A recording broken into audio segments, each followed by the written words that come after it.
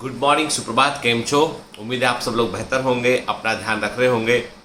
आप में से कुछ लोगों ने एक बड़ी अच्छी चीज़ पूछा कि सर कई बार हमारे आसपास सराउंडिंग में ऐसे लोग होते हैं जो ठीक नहीं है, हमारे कई दोस्त ऐसे हैं जिनकी संगत ठीक नहीं है, या हमें लगता है कि वो जो काम कर रहे हैं वो काम ठीक नहीं है। तो और वो हमारे बचपन से दोस्त हैं, हमारे जो है वो संपर्क में शुरू से हैं। तो यदि हम एकदम से उनसे डिस्कनेक्ट होते हैं तो उनको ऐसा लगता है जैसे कि हम जो है वो कुछ बन गए हैं या हम कुछ अकड़ रहे हैं, तो वो फिर जो है वो अजीब प्रकार से व्यवहार करते हैं।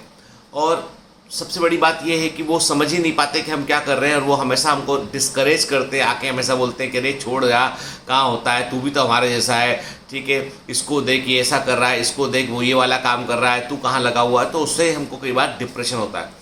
हालांकि ये बात मैं पहले भी एड्रेस कर चुका हूँ, पर मैं इस बार एक थोड़े नए आयाम से बात करूँगा इस पर कि देखिए क्या होता है कि आपकी संगत का आपके ऊपर असर पड़ना बिल्कुल स्वाभाविक सी बात है।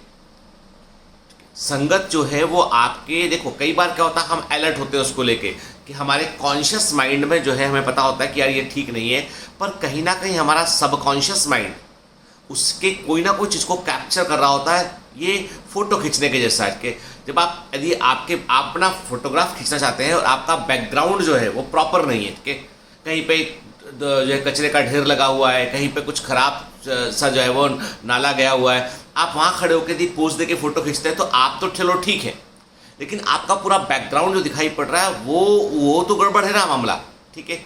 तो वैसे ही होता है कि जब हम किसी ऐसी सराउंडिंग में होते हैं, ऐसे लोगों के संपर्क में होते हैं, तो हम उस जो हमारे आसपास की जो चीज़ें हैं उनको वो हमें अफेक्ट तो करती है सबकॉन्शियसली। कि उस फोटोग्राफ में मेन अट्रैक्शन तो आप ही थे, लेकिन आपका बैकग्राउंड फिर भी नजर गया व्यक्ति का। तो ऐसे सबकॉन्शियस माइंड भी वही कैमरे के समान है, सबकॉन्शियस माइंड भी कैमरे के समान है। जब आप सबकॉन्शियस माइंड आपका क्या करता है, वो आपके दिए गए विचारों को तो मेन फोकस में रखता ही है, लेकिन जो आसपास का जो बैकग्राउंड है वो भी कैप्चर होता है। यदि वो बैकग्राउंड ठीक होगा तो आपका सबकॉन्शियस माइंड जो है वो ठीक कैप्चर करेगा।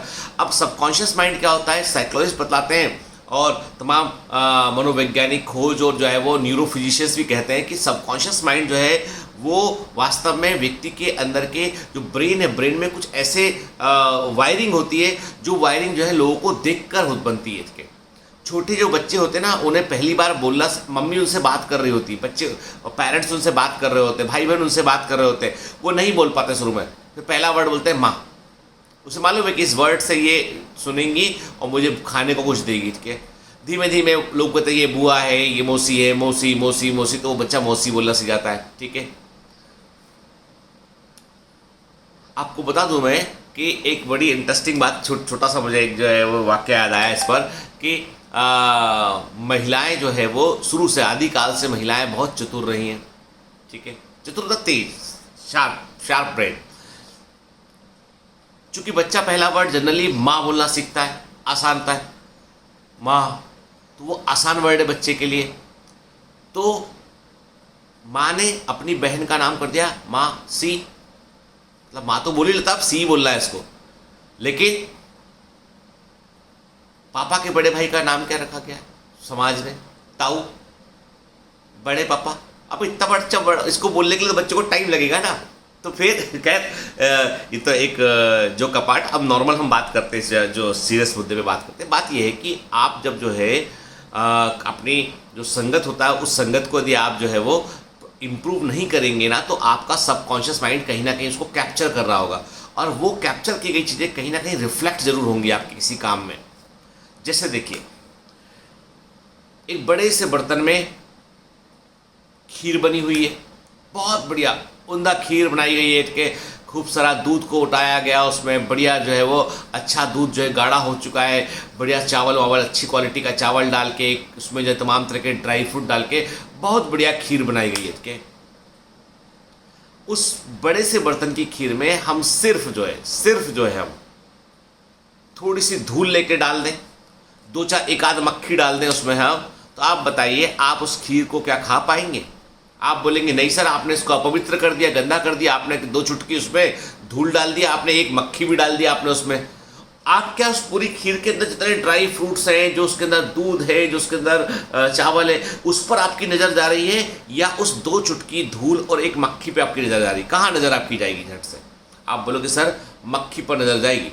अब ये मत बोलना कि सर मैं होटल वाला होता तो जो है एक कड़छी से निकाल के फेंक देता कि आपको पता भी नहीं चलता कि मक्खी थी, अंदर धूल था, ठीक है, लेकिन आप देख पा रहे हैं उसको, तो आपका नज़र तो वहाँ गया। ऐसे ही होता है जब हमारे सबकॉन्शियस माइंड में जो है इस तरह के लोग जो है वो स्कार छोड़ जाते हैं, हमारे अंदर फीडिंग कर जाते हैं, तो वो फीडिंग कहीं ना कहीं जो व्यक्ति ऊपर के स्तर पर होता है उसको रिफ्लेक्ट कर जाती है, कहीं ना कहीं हमारे एक्ट में वो आ जाती है। इसलिए मैं कहता हूँ आपसे कि आपकी ग्रोइंग एज में जो 15, 16, 17, 18, 19, 20 साल की जो यंग एडल्ट्स हैं, उनकी अंदर सबसे बड़ी बात है कि उनको इस बात पर फोकस करना पड़ेगा कि आपकी संगत किस तरह की है। इस बात पे फोकस करना पड़ेगा कि ये जो जीवन का जो टर्निंग पॉइंट है ना, यहाँ पर हम जो डिसाइड करेंगे ना, वही आगे हमारा जीवन बनेगा। आज आप मत कीजिए डिसाइड, कल दुनिया आपके लिए डिसाइड कर रही होगी तुमको करना क्या चाहिए। नहीं तुम इस लायक भी नहीं हो, नहीं तुम उस लायक भी नहीं हो, ये दुनिया डिसाइड कर रही होगी, आप डिसाइड नहीं कर पा रहे। अभी आपके पास पावर है डिसाइड करना है कि आपको क्या बनने का है, क्या करने का। तो उस पावर को समझिए, उसे व्यर्थ मत जाने दीजिए। ये जो 20 साल तक की जो लाइफ होती है ना, वो पूरी ज़िंदगी का टर्निंग पॉइंट होती है। मेरे बड़े मामा जी अब नहीं रहे हैं, वो मुझे बोला करते थे जब मैं छोटा था कि यदि 20 के पहले अकल नहीं आई तो कभी नहीं आएगी, 30 के पहले धन नहीं आया तो नहीं आएगा। पुरानी कहावत है वो, मतलब अपने मन से नहीं बोलते थे, ये पुरानी कहावत है जो लोग अक्सर सुनाते हैं। तो मैंने इस बात को गांठ मान लिया था बचपन में कि मामा जी बार बार इस बात को बोला करते थे, तो मेरे सबकॉन्शियस माइंड पर असर पड़ा। मुझे उनकी कंपनी बहुत अच्छी लगती थी क्योंकि उन्होंने मेरे सबकॉन्शियस माइंड में सफलता, जुनून और बहुत सारी चीज़ों को भर दिया था उन्होंने। मैं उन लोगों से मिलने से बचता था, कटता था, या बात नहीं करता हूँ अभी भी, जो ये कहते हैं ये नहीं हो सकता है, ये करना ऐसा है, ये ख़राब हो जाएगा, ये ऐसा हो जाएगा, वो वैसा। मुझे चिढ़ है ऐसे लोगों से, मैं उनकी बात सुनता ही नहीं हूँ। मैं कान में ईयरफोन लगा लेता हूँ या मोबाइल में अपना कुछ देख रहा होता हूँ, वो बोलते रहते हैं अपना, उनको लगता है मैं सुन रहा हूँ, मैं यहाँ सुन के यहाँ से निकालता हूँ और उनको तवज्जो ही नहीं देता हूँ, क्योंकि मुझे मालूम है कि ये जो बोलेंगे ना, ये मेरे सबकॉन्शियस माइंड के अंदर जाएगा और मुझे अफेक्ट करेगा ये।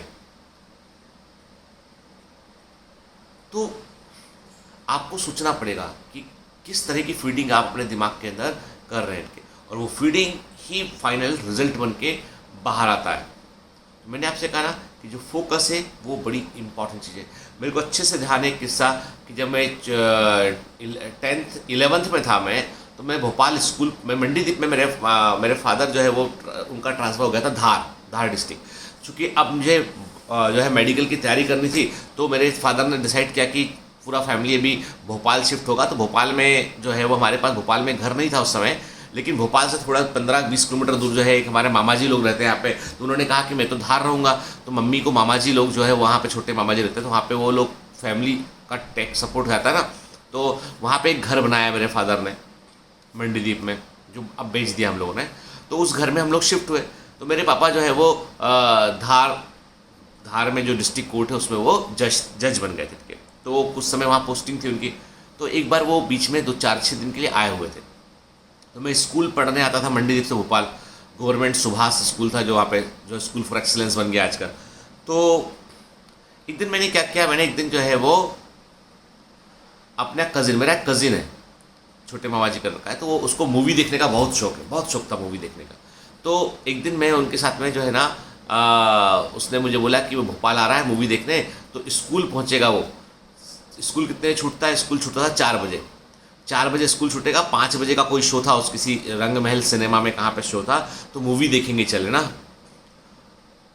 तो मैंने कहा यार मेरे पास तो पैसे नहीं है मूवी देखने के, मम्मी तो जो पैसे घर में मिलते थे वो जाने का किराया, आने का किराया है ना, और वहाँ पे जो लोकल में आपको जो पहले वो बड़े साइज़ का टेम्पो चलता था, जिसको भोपाल में मालूम, उस बड़े साइज़ के टेम्पो को भोपाल में क्या बोलते हैं, उसे भट्ट सुअर बोलते थे भोपाल के अंदर, उसका नाम था। अरे भोपाल के लोग आज भी कहते हैं भट्ट सुअर उसको। तो बड़े साइज़ का टेम्पो था, उसको उसमें 1 रुपया लगता था स्कूल तक पहुँचने में, 4 रुपया मंडीदीप से भोपाल पहुँचने में लगता था, 1 रुपया उस भट्ट सुअर में बैठ के स्कूल तक पहुँचने में लगता था।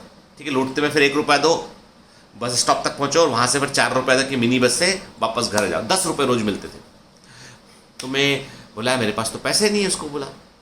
तो बोला एक काम करना ना, एक दिन स्कूल मत जाना, एक दिन तू घर जाना पिपलिया, तू एक दिन स्कूल मत जाना, 10 रुपये तेरे बचेंगे, 10 रुपये का तो टिकट है उसका। या फिर एक काम कर तू कि घर से पैसे ले ले किसी से। तो मैंने कहा यार वो मम्मी देंगी नहीं पैसे ना, वो बिल्कुल फिक्स, पापा ने स्ट्रिक्ट बोल रखा है उतने ही पैसे देना जितने रिक्वायरमेंट, ताकि बच्चे वेस्टेज ना करें, गलत आदतों में ना पड़े। अब उसने उस दिन मेरे ऊपर 10 रुपये खर्च कर दिए, फिर मुझे बोला कि लौटा देना मेरे को। अब मालूम मुझे क्या करना पड़ा, मुझे जो है वो, मैं बस स्टॉप तक उतरता था 4 रुपये देके, फिर 1 रुपया बचाया मैंने, पैदल आधे घंटे चल के मैं स्कूल पहुंचा। पहले दिन में लेट हो गया थोड़ा सा, फिर समझ में आ गया थोड़ा पहले निकलना पड़ेगा। ऐसे करके 5 बार में 10 रुपये इकट्ठे करके उसको लौटाए मैंने।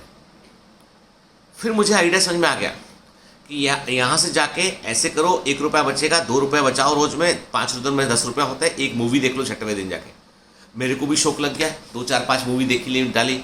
पिताजी को ये बात मालूम चली, उन्हें पता नहीं कैसे पता लग गया, किसी ने बता दिया, या उनको कुछ आइडिया लगा कि बहुत जल्दी स्कूल के लिए निकलता है, लेट स्कूल से आता है। ये मतलब उनको लगा कि ये तो बोलता, हर बार बोलता मिनी बस मिलने में दिक्कत थी, मिनी बस मिलने में दिक्कत थी। तो एक दिन शायद उन्होंने पता किया होगा, पूछा होगा किसी कोई जानकार से, किसी से, उन्होंने पूरी कहानी बता दी भाई। घर जब पहुँचे तो कहाँ गए थे, स्कूल, बैग दिखाओ, बैग दिखा, टाइम टेबल देखा स्कूल का,